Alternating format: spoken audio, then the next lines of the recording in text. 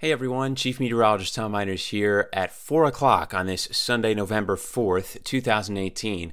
I got to talk to you about a risk for severe weather. I want to make this video somewhat short, but also give you the details because I know you're wondering on how to plan your Monday afternoon and evening when we'll start to see this threat for severe weather ramp up. Right now, West Tennessee, for the most part, is under an enhanced risk for severe weather, which is a level 3 out of 5. We've got Tiptonville and Union City in a slight risk for severe weather, level 2 out of 5. But still in a concerned zone. So let me talk about when this is actually coming, now that you know what our risk is for tomorrow. This is one model. I want to show you two. So this is the first one, and it ultimately shows the rain that we have in the area now, this Sunday afternoon, still trickling overnight, but for the most part it's dry. Then as we start to get into the day on Monday, what you're looking at here is 1 p.m. in the afternoon and 2 p.m. in the afternoon. I'm putting the cursor right on top of Jackson there so you can see where we're at. Now as I go forward in time, you're going to see that rain spreads from west to east across West Tennessee. There are pockets of red showing up in the forecast radar, or what it would look like if this is a simulated image, and it shows you that rain lasting in the area with some pretty deep reds showing up right on through midnight. That is midnight, which is 6 Zulu time, Tuesday, November 6th. So pretty much in the early morning hours of Tuesday, we may still have a little bit of rain, but most of this is coming between the afternoon hours on Monday and lasting into the later part of the night on Monday night. Here's a second model run. We'll start out again with right now and going forward in time from 4 o'clock, which is what you see here. A little bit of rain lingers this evening. We've got a dry morning on Monday. That's 6 a.m. that you see there. Then we keep going forward in time, and you see that rain starts to move in again sometime around 1 or 2 o'clock in the afternoon. And now as we go forward in time, this particular model, it's different because the reds, while they are showing up, they have these individualized pockets. We don't see that skinny line showing up until we get in towards maybe about 7 p.m. at night, which is what you see here. So we've got these discrete, isolated thunderstorms moving into West Tennessee first. That causes a problem because that's what we had happen on Halloween night. We had a discrete, isolated thunderstorm, and that warranted a tornado warning in Jackson. So as we get closer towards about 9 p.m. at night on Monday night, which is what you're seeing here, that is when we have that line moving through West Tennessee, pushing off to the east-southeast. Now, if I can just say, I am actually leaning a little bit more towards the first model, which shows you that skinny line coming through, and a lot of what we see there is some very heavy rain, but we don't see as many of those discrete isolated cells, which would mean that the second model is going a little bit too dramatic on the threat for tornadoes. And here's why I think that. I've been watching this model show where the energy is going to be in the atmosphere on Monday, and it's a key ingredient in forecasting severe weather. When we look at about, let's say about 5 o'clock, or let's say 4 o'clock in the afternoon tomorrow, we don't have any energy in the atmosphere over West Tennessee. So what we're seeing arrive first is largely just rain.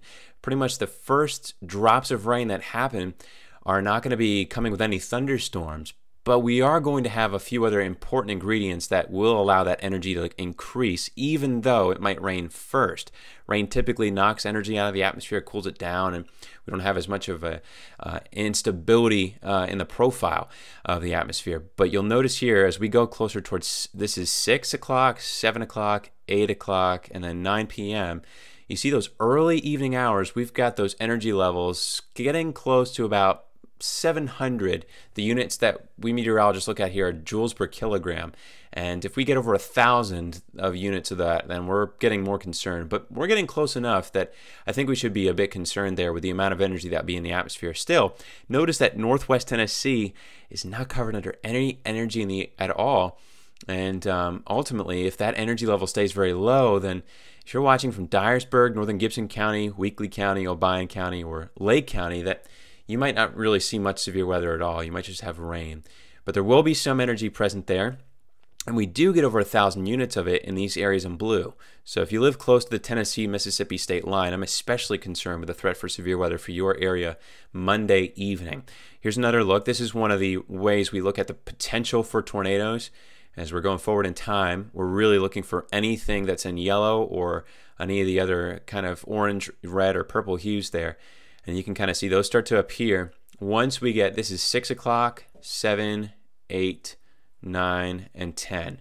So pretty much from, I would say, 5 p.m. to 10 p.m. is when our greatest threat for severe weather is. And if we're going to see any tornadoes on Monday night, then that is when it is likeliest to occur. But some of the models are still all showing different things. This is just a way to look at radar, and you're looking over here now on this side of the screen for what the radar could look like. And the models still don't agree. I'm flipping through a bunch of them here, and they all show still different pictures.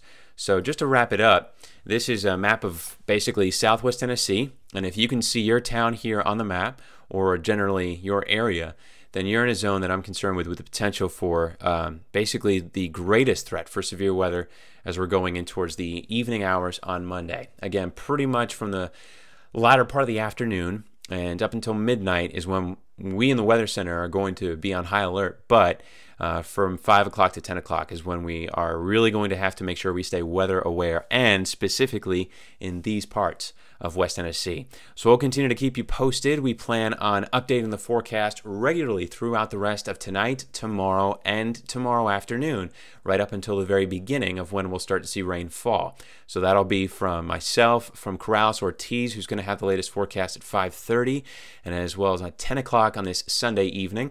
Tomorrow, of course, Mo will be in, and he'll have the forecast on Good Morning West Tennessee midday and noon, and I will be working closely with Brian Davis tomorrow as we watch from the afternoon on through the evening, as well as the other members of the storm team and, of course, the news department, as we gather as much information as we can about if and when there may be damage in the Mid-South. So we'll keep you posted. Make sure you stay tuned to Storm Team Weather, as well as WBBJ 7 Eyewitness News for the latest forecast.